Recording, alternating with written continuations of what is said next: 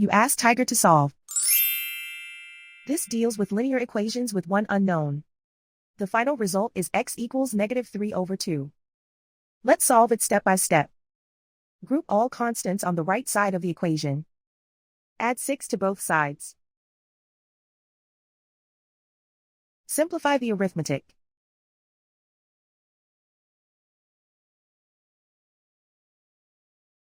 Isolate the x. Divide both sides by -4. Cancel out the negatives. Simplify the fraction.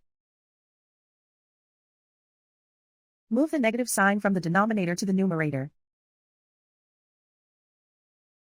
Find the greatest common factor of the numerator and denominator. Factor out and cancel the greatest common factor. And so the final result is x equals -3/2.